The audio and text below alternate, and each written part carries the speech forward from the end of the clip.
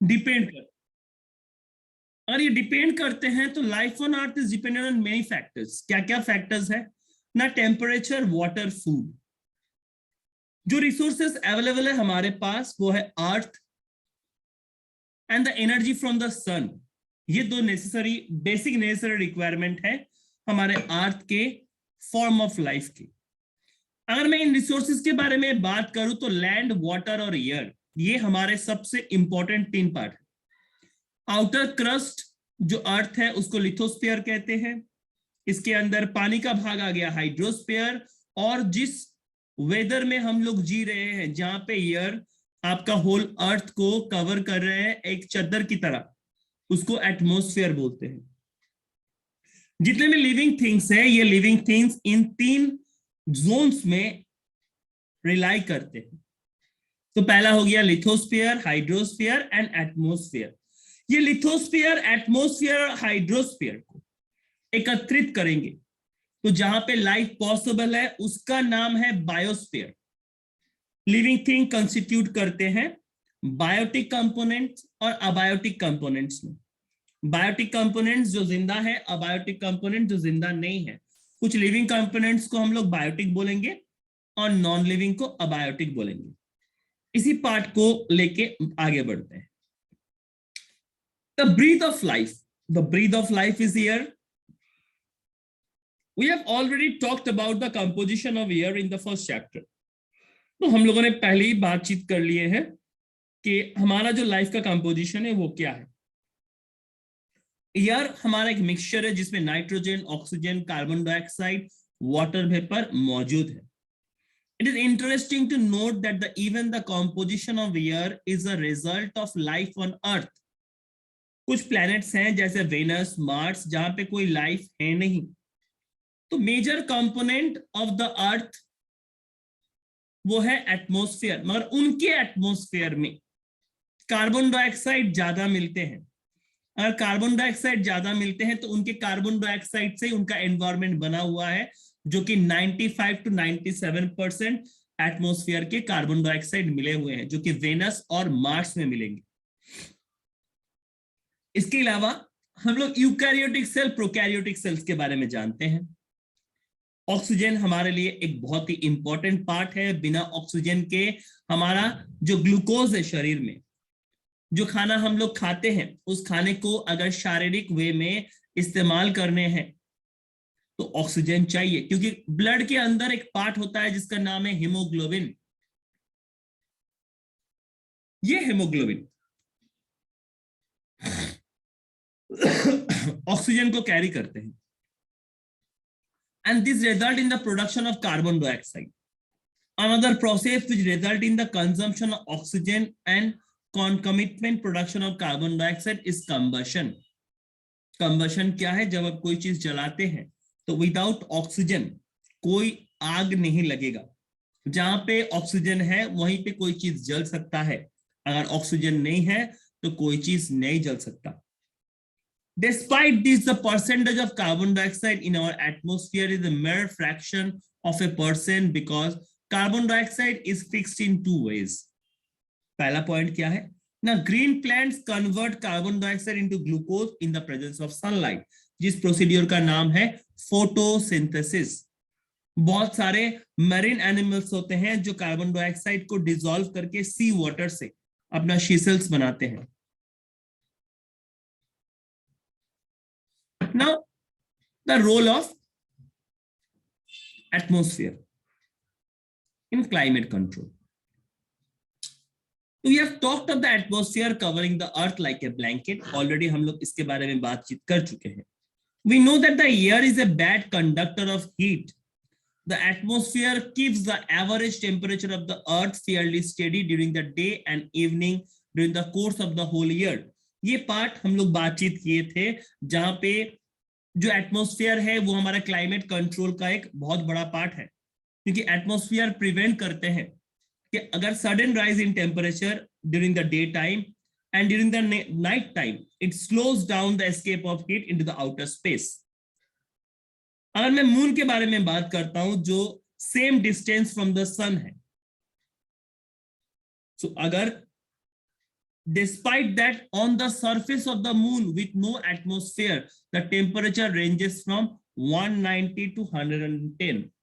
तो 190 से 110 डिग्री के अंदर रहेगा. अब बताते हैं मूवमेंट ऑफ एयर के बारे में. ये पार्ट ऑलरेडी बातचीत कर चुके थे हम लोग, जहां पे लैंड ब्रिज और सी ब्रिज के बारे में बात कर रहे थे. लैंड ब्रिज और सी ब्रिज के बारे में बात कर रहे थे. We have all felt the relief brought by the cool evening breezes after a hot day. तो समर का दिन है, जब सारा दिन गर्मी के बाद शाम होता है तो ठंडा हवा चलने लगता है और इससे हमें सुकून मिलता है. We are lucky enough to get rains after some days of really hot weather. कुछ दिन गर्म वेदर के बाद जब बारिश होता है तो अच्छा लगता है हम लोग को. तो what causes the movement of air? What decide whether the movement will be in form of a gentle breeze, a short wind or a terrible storm? तो ये डिपेंड करता है movement of air. All these phenomena are the result of changes that take place in our atmosphere due to heating of air and formation of the water vapor. तो इस part को लेके हम लोग पहले भी कोचिंग में बातचीत किए थे. दैट वाज अ वेपराइजेशन का पार्ट, जहां पे वाटर वेपर फॉर्म होते हैं. और ये क्यों फॉर्म होते हैं ना, वाटर बॉडीज हीट अप हो जाते हैं दिन के समय में. अगर वाटर बॉडीज हीट अप हो जाता है दिन के समय में तो नॉर्मल बात है, तो आपका वाटर वेपर फॉर्म होगा. Atmosphere can be heated from below by the radiation that is reflected back or radiated by the land or water bodies. On being heated, convection current are set up in the air, and in order to gain some understanding of the nature of convection current. तो यहाँ पे convection currents के बारे में बता रहा है. जो convection currents हम लोग को समझना होगा. तो इस एक्सपेरिमेंट में क्या बताया जा रहा है ना, एक कैंडल को एक बीकर में प्लेस कीजिए, ओके, और वाइड माउथ बॉटल में प्लेस कीजिए और उसको लाइट अप कीजिए. Light an incense stick and take it to the mouth of the above bottle. Which way does the smoke flow when the incense stick is kept near the edge of the mouth? तो आपको देखना पड़ेगा ये जो धुआं उठ रहा है, ये धुआं का किस साइड में वो धुआं जा रहा है, उससे हम लोग को पता चलेगा कि एयर का फ्लो कौन से साइड में है. एयर का फ्लो कौन से साइड में है.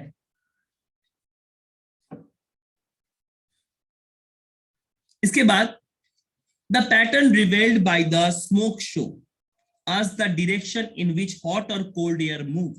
तो ऑटोमेटिकली किस साइड में हॉट एयर या कोल्ड एयर मूव ऑफ कर रहे हैं. When the air is heated by the radiation from the heated land or water, it rises up. Normal बात है कि जब हम लोग का एयर हीटअप हो जाता है वो राइज अप करते हैं और ऊपर का जो ठंडा एयर रहता है, कूल एयर, वो कूल एयर नीचे की तरफ उतर जाते हैं. तो hot air rises up and cool air takes that place. अब इसी पार्ट को यहाँ पे डिस्क्राइब किया गया है. इस पार्ट को डिस्क्राइब करते हुए बता रहा है, as this air rises a region of low pressure is created and the air over the sea moves into this area of low pressure. तो जो एयर है सी के ऊपर, वो एयर यहां पे आ जाते हैं जब हाई जो हीटेड एयर होते हैं वो राइज अप करते हैं. ये जो मूवमेंट ऑफ एयर होता है एक रीजन से दूसरे रीजन में, ये विंड का क्रिएशन करते हैं. दिन के समय आपका जो डायरेक्शन होता है विंड का, ये सी से लैंड की तरफ होगा. ये सी से लैंड की तरफ होगा इस समय ना, दिन के समय. तो दिन के समय आपका जो डायरेक्शन ऑफ विंड होगा, it will be from sea to land. At night both land and sea start to cool since water cools down slower than the land. The air above water would be warmer than the air above land. Normal बात है, एकदम easy way में समझाया गया है. अब on the basis of the above discussion, तो ऊपर में जो पार्ट हम लोगों ने डिस्कस किया है उसके अनुसार क्या लिख रहा है. The appearance of airs of low and high pressure in coastal areas at night. The appearance of areas of low and high pressure in coastal areas at night. The direction in which air should flow at night in coastal areas. कैसे देखते हैं. Similarly, all the movement of air resulting in diverse atmospheric phenomena are caused by the uneven heating of the atmosphere in different regions of the earth. मतलब क्या हुआ, ये जो आपके air का जो मूवमेंट है ये एटमॉस्फेरिक फिनोमेना के ऊपर डिपेंड करते हैं। ये कहाँ पे एटमॉस्फेयर कितना गर्म हुआ है, और ये अर्थ के डिफरेंट रीजन में डिफरेंट टाइप्स में होते हैं। Now the rotation of the earth and the presence of mountain ranges in the paths of the wind are couple of these factors. अगर आपके wind जाके पहाड़ों से टकराता है तो वहां पे नॉर्मली हमारा रेनफॉल का चांसेस बढ़ जाता है। कैसे? We will not go into these factors in detail in this chapter. But think about this. How do the presence of the Himalayas change the flow of wind blowing from the Allahabad towards the north? अगर हिमालय नहीं होता तो यहाँ पे problem arise हो सकता था। हिमालय है बोल के हम लोग का सुविधा है। Now let us go back to the question how clouds are formed and bring us rain.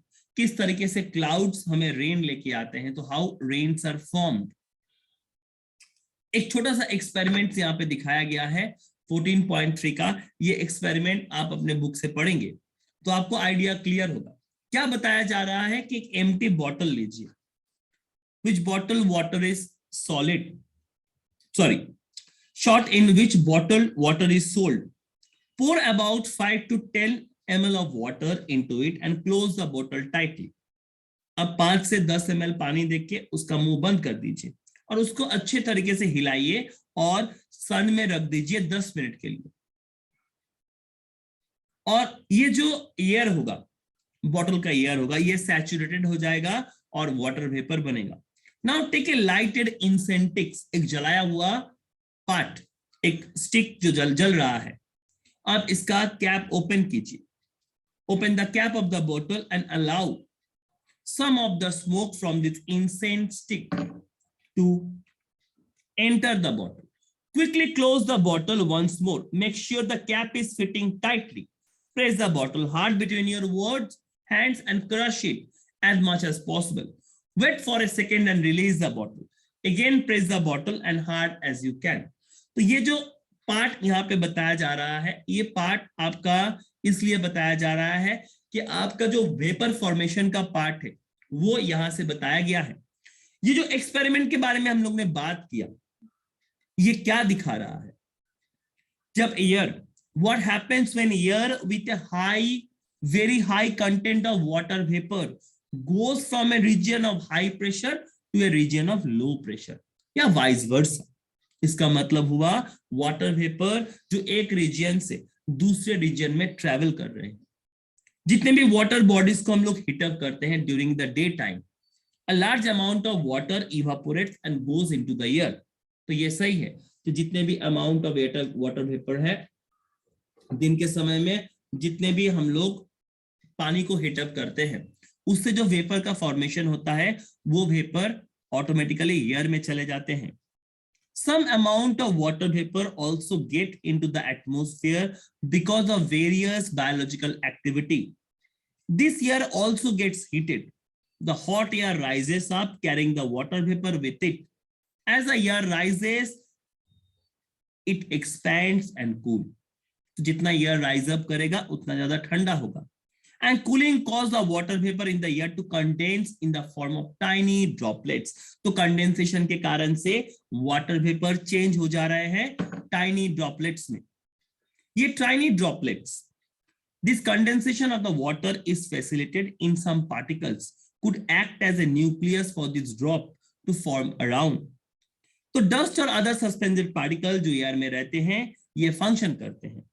अब ये जो ड्रॉपलेट्स फॉर्म किए, ये ड्रॉपलेट बड़ा होते हैं by the process of condensation, और ये ड्रॉपलेट्स हेवी रेन बन के हमारे अर्थ के ऊपर गिरते हैं।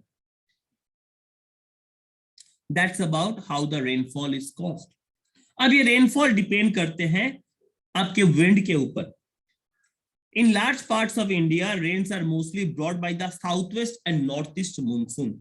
तो साउथ वेस्ट और नॉर्थ ईस्ट मानसून के कारण ज्यादा से ज्यादा रेन हमारे इंडिया में आते हैं। तो हमारे पास अगर जो रिपोर्ट करें, रिपोर्ट्स जो है उस रिपोर्ट्स के अनुसार जहां पे डिप्रेशन तैयार होता है, बे ऑफ बंगाल के ऊपर अगर डिप्रेशन तैयार हुआ तो उन जगहों पे आपका भारी बारिश होने का संभावना रहता है। This all about the how the rain is caused. अब नेक्स्ट टॉपिक है हमारा, दैट इज एयर पॉल्यूशन। अब ये कुछ नया बात नहीं है हम लोग के लिए, डे बाय डे अगर चीजों को हम लोग देखते रहे तो ऑक्साइड्स ऑफ नाइट्रोजन, सल्फर, जिसको हम लोग सल्फर डाइऑक्साइड, नाइट्रोजन ऑक्साइड बोलते हैं, ये दिन ब दिन हमारे एटमॉस्फेयर में बढ़ रहे हैं। और नॉर्मली एयर का जो क्वालिटी है वो डिप डाउन कर रहे हैं। अगर दिल्ली और दरभंगा के अंदर मैं बात करूं तो दिल्ली मेरा ज्यादा पॉल्यूटेड है दरभंगा से, क्योंकि आपको देखना पड़ेगा कि एयर में पॉल्यूटेंट्स क्या क्या मौजूद है, एयर में कौन कौन सा पॉल्यूटेंट मौजूद है, उस पॉल्यूटेंट्स के ऊपर आपका एयर का क्वालिटी डिपेंड करता है। कुछ फॉसिल फ्यूल्स होते हैं, जैसे कोल का बात करें, पेट्रोलियम का बात करें, ये कोल और पेट्रोलियम, इनके अंदर बहुत ही कम मात्रा में नाइट्रोजन और सल्फर होते हैं। अब ये जब जलता है तो नाइट्रोजन और सल्फर उससे निकलते हैं और ये प्रोड्यूस करते हैं different oxides of nitrogen and sulphur. तो इस गैस को अगर इनहेल करे वो तो डेंजरस है ही। सॉरी। नाउ अगर इस गैस को हम लोग इनहेल करते हैं वो हमारे शरीर के लिए डेंजरस है। They are also dissolve in rain to give the rise to acid rain. आपको एसिड रेन के बारे में हम लोग बातचीत किए थे पहले। एसिड रेन क्या है ना, जब आपके सल्फर, अगर सल्फर डाइऑक्साइड वाटर वेपर के साथ रिएक्शन करते हैं तो सल्फ्यूरिक एसिड तैयार होता है। अगर नाइट्रोजन ऑक्साइड आपके वाटर वेपर के साथ रिएक्शन करते हैं तो वहां पे नाइट्रिक एसिड तैयार होता है। ये जब नॉर्मल वे में बारिश के साथ नीचे गिरते हैं, इसको हम लोग एसिड रेन बोलते हैं। तो ये एसिड रेन होने के लिए हमारा जो फॉसिल फ्यूल्स है, सस्पेंडेड एयर पार्टिकल्स है, कार्बन पार्टिकल्स है, जिनको हम लोग सब्सटेंसेस ऑफ हाइड्रोकार्बन्स बोलते हैं, या हाई लेवल्स जो पॉल्यूटेंट्स है, ये हमारे वेदर में प्रेजेंस होते हैं। और इस सारे चीजों को एकत्रित किया जाए तो मैं उस पार्ट को बोल सकता हूं as a term of air pollution. Now studies have shown that regularly breathing air that contains any of these substances increase the incidence of allergy, cancer, heart disease. तो ऑटोमेटिकली अगर देखा जाए, अगर इन चीजों का हम लोग सांस ले रहे हैं इन चीजों में, तो नॉर्मली क्या होगा, हमारा हार्ट पेशेंट्स जो है उनके एलर्जीज, कैंसर, हार्ट डिजीजेस बढ़ते रहेंगे। And increase in the content of this harmful substances is called air pollution. Now, water, a wonder liquid. Water occupies a very large area of the Earth's surface and also found underground. Some amount of water exists in the form of water vapor in the atmosphere. तो water vapor के form में जो रहते हैं वो भी water ही के part है। Most of the water on the Earth's surface is found in seas and ocean and is saline. तो मैक्सिमम अमाउंट ऑफ जो ओशन वाटर पाए जाते हैं वो सीज और ओशन में पाए जाते हैं, वो सलाइन होते हैं। इसका मतलब है नमक उससे मिला होता है। Fresh water is found frozen in ice caps at the 2 poles and on snow covered mountains. The underground water and the water in rivers, lake, pond is also fresh. तो availability of the fresh water के बारे में बात करते हैं, जो vary करते हैं place to place. Practically summer में तो ज्यादा से ज्यादा जगहों पे हम लोगों को पानी का कमी महसूस होते हैं। रूरल एरियाज में, गांव के में हम लोग देखते हैं कि वाटर सप्लाई सिस्टम सही तरीके से इंस्टॉल्ड नहीं होते हैं। इसके कारण से लोगों को दूर जाने पड़ते हैं अपने पानी का व्यवस्था करने। अब ये पानी नेसेसरी क्यों है? जितने भी ऑर्गेनिजम्स होते हैं, सारे ऑर्गेनिजम्स को पानी का जरूरत है। अगर मैं सेलुलर प्रोसेस का बात करूं, आपके शरीर में जो खाना आप खाए, खाना खाने के बाद आपके स्मॉल इंटेस्टाइन ने उस खाने को कंप्लीट डाइजेशन के माध्यम में शरीर में मिला दिया। अब शरीर में मिला के ये आपके हर पार्ट तक पहुंचने के लिए भी पानी चाहिए। तो all the reaction that take place within our body and within the cells occur between the substances that are dissolved in water. तो ये सब्सटेंसेस ट्रांसपोर्ट करते हैं एक बॉडी पार्ट से दूसरे body part in the dissolve format. तो organisms को पानी चाहिए, बिना पानी के वो अपना वाटर बॉडी को मेंटेन नहीं कर सकते, या अंदर के जो सेल्स को मेंटेन करने के लिए वाटर जरूरी है, या हमें जिंदा रखने के लिए वाटर जरूरी है। Terrestrial life forms require fresh water for this because their bodies cannot tolerate or get rid of high amounts of dissolved salts in saline water. Thus, water resources need to be easily acceptable for animals and plants to survive on land.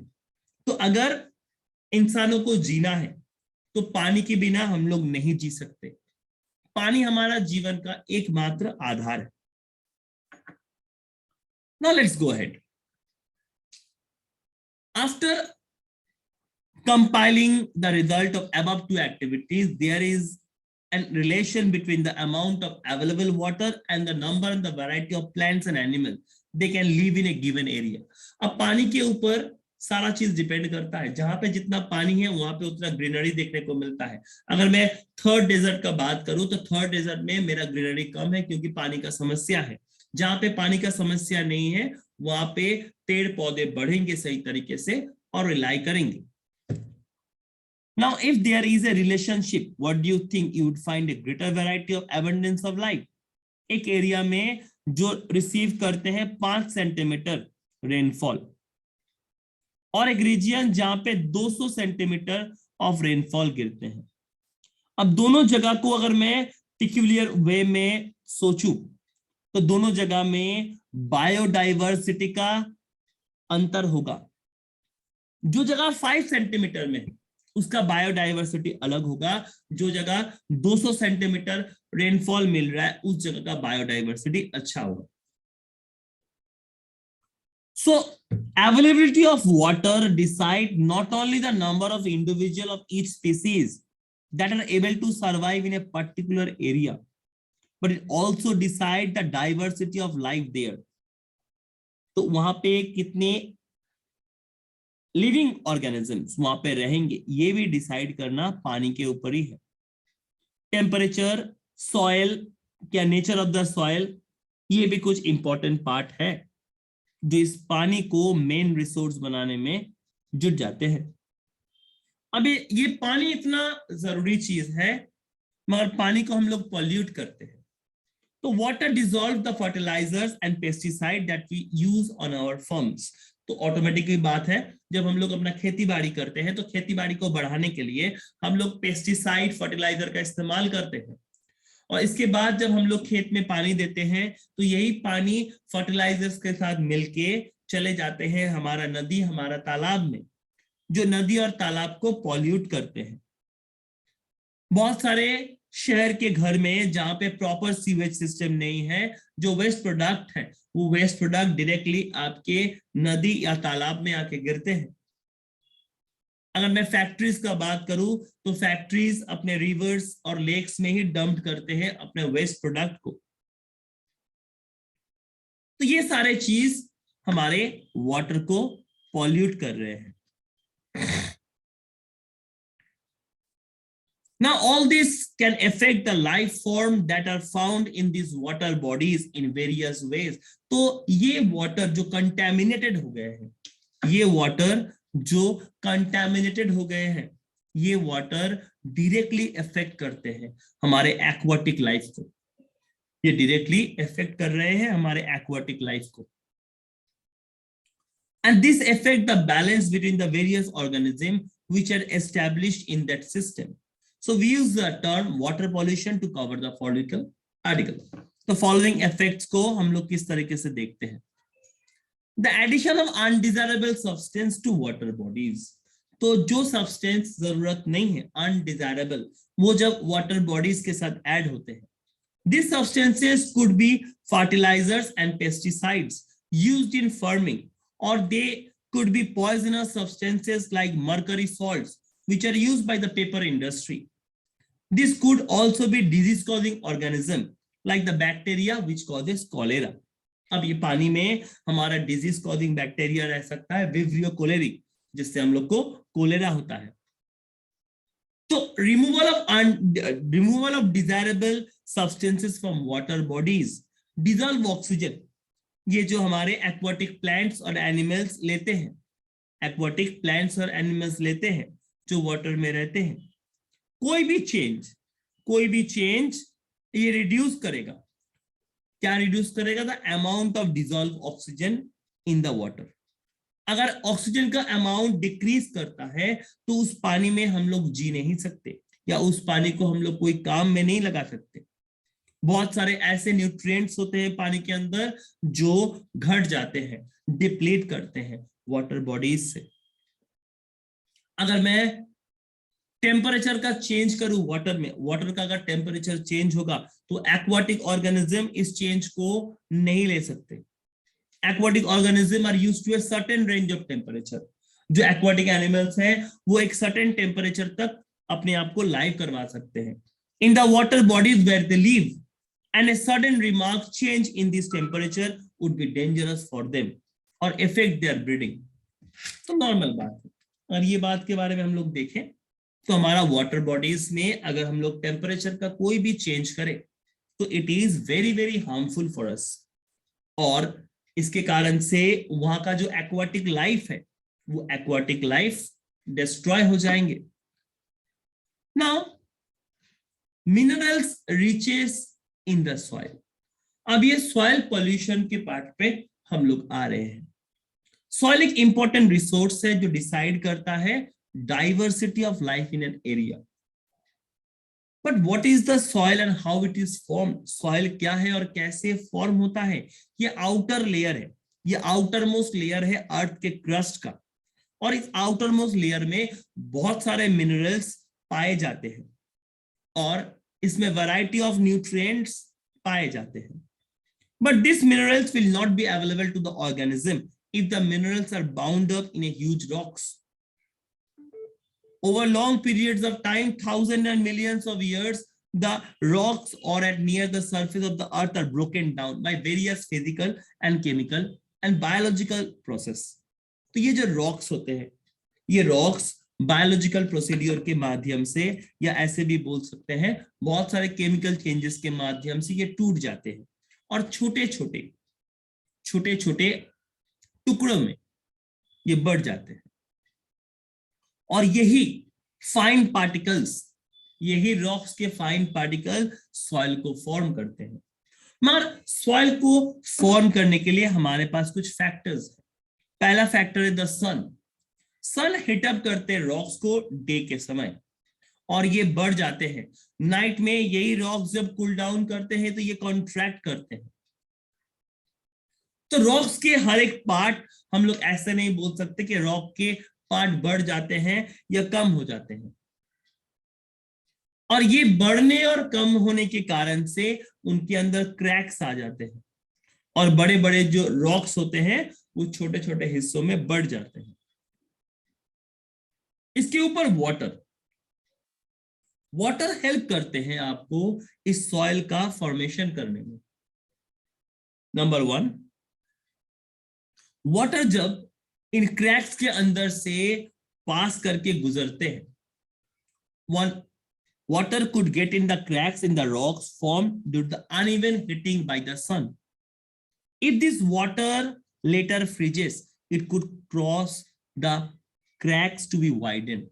अगर इन्हीं जगहों पे पानी जम जाए तो यही जो क्रैक्स है ये बड़े हो जाएंगे. Can you think why this should be on? Two flowing water wears away even hard rock over often carries big and small particles of rock downstream. This rock rub against other rocks and resultant abrasion causes the rocks to swear down into smaller and smaller particles. And the water then takes these particles along with it.